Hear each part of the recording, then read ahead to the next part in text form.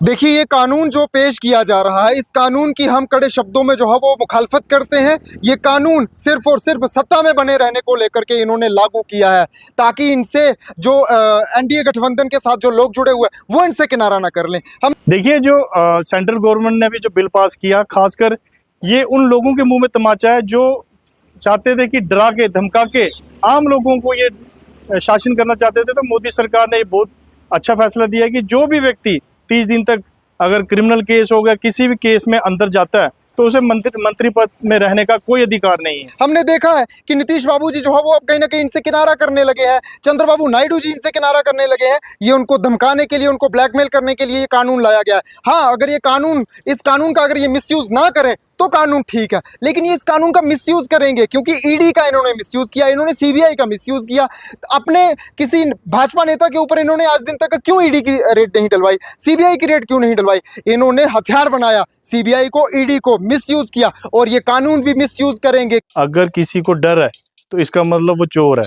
जो साफ स्वच्छ सुथरी छवि का बंदा है, उसे इस चीज से कोई लेना देना ही नहीं है। अब मैं अपनी बात करूं तो हम भारतीय सेना में अपनी सेवाएं दे के आए हैं, हमारा तो कैरेक्टर भी एग्जाम्पलरी रहा है, तो हमें तो बड़ा अच्छा लगा ये। और मेरे जैसे कई लोग, नौजवान जो साफ सुथरी गरीब मिडिल क्लास लोग, जो गरीबी गुर्बत से निकल के आए, जिन्होंने कोई क्राइम नहीं किया, आज उनके लिए खुशी की लहर है कि ये जो बड़े बड़े गुंडे थे, गूंस थे, जो लूटपाट करते थे, लोगों को डराते थे, मर्डरिस्ट लोग, इनको सियासत में रहने का कोई हक नहीं है जब तक गंदगी साफ नहीं होगी।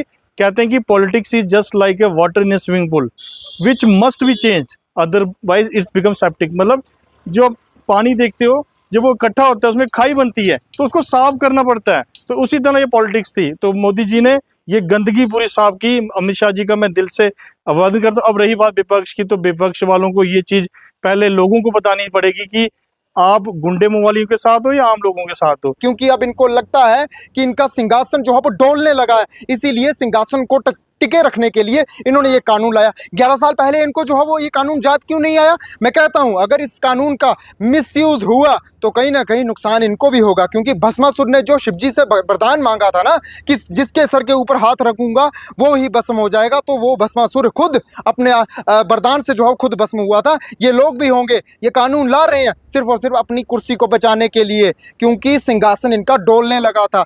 गठबंधन, जो गठबंधन एनडीए गठबंधन है, वो इनसे किनारा करने लगा था, उसी के डर से, उसी के खौफ से। बाकी जिन राज्यों में इनकी सरकारें नहीं है, उनके मुख्यमंत्रियों को, उनके मंत्रियों को जो है अपनी तरफ, अपनी पार्टी में ज्वाइन करवाने के लिए इन्होंने ये षड्यंत्र रचा हुआ है। आम जनता को देखते हुए इन्होंने ये कोई काम नहीं किया है। विपक्ष को हर चीज में प्रॉब्लम रहती है, उनको आप कहते हैं कि शुरू से ही प्रॉब्लम रही है। अगर इनको अब प्रॉब्लम लगी तो मैं इनको शेयर करूंगा कि अब तुमको मिर्ची लगी तो मैं क्या करूं। भारतीय जनता पार्टी, खासकर मोदी सरकार जो कहती है वो करके दिखाया उन्होंने। अगर ये लोग आज भी गुंडे मवालियों का साथ देते हैं तो आप सोच सकते हो कि जो हमारी आने वाली जनरेशन है वो इनसे क्या सीखेगी। यही कारण है इनकी उपलब्धि का। अगर आज कांग्रेस बैकफुट पे है या ये दूसरी पार्टियां बैकफुट पे हैं, तो सबसे बड़ी इन्होंने जो विचारधारा, जिस तरह से शासन करना चाहिए था, इन्होंने उस तरह से नहीं किया। इन्होंने वही गुंडों को, मवालियों को, टेररिस्ट लोगों को इन्होंने आगे आगे लाया। बीजेपी वालों से मैं पूछना चाहता हूं, किस तरीके से, किस मुंह से आप कह रहे हो कि ये सबके लिए इक्वलिटी से होगा ये कानून? आपने आज दिन तक देखा है, सुना है कि बीजेपी वाले के घर पे कोई रेड पड़ी है? कहां पड़ी है बताओ आप, ब्यौरा दें हम सबको। बीजेपी वाले खुद कानून ला रहे हैं अपनी कुर्सी बचाने को लेकर के, ये बेवकूफ बनाते हैं। बाकी आम जनता तक ये अवेयरनेस नहीं पहुंचने देते हैं कि होता क्या है असल में। ये राजनीति है, ये राज करने की नीति अपनाई जा रही है भाजपा की तरफ से। 11 साल पहले इनको क्यों याद नहीं आया? और कानून कौन बना रहा है? जो खुद अपराधी है। ना जाने कितने केस इनके ऊपर जो है वो लगे हुए हैं, प्रधानमंत्री से लेकर के कई राज्य मंत्रियों तक, कई कैबिनेट मिनिस्टरों तक, कई यूनियन मिनिस्टरों तक कितने इनके ऊपर जो है केस दर्ज हैं। कौन कानून बना रहा है? जो खुद अपराधी है।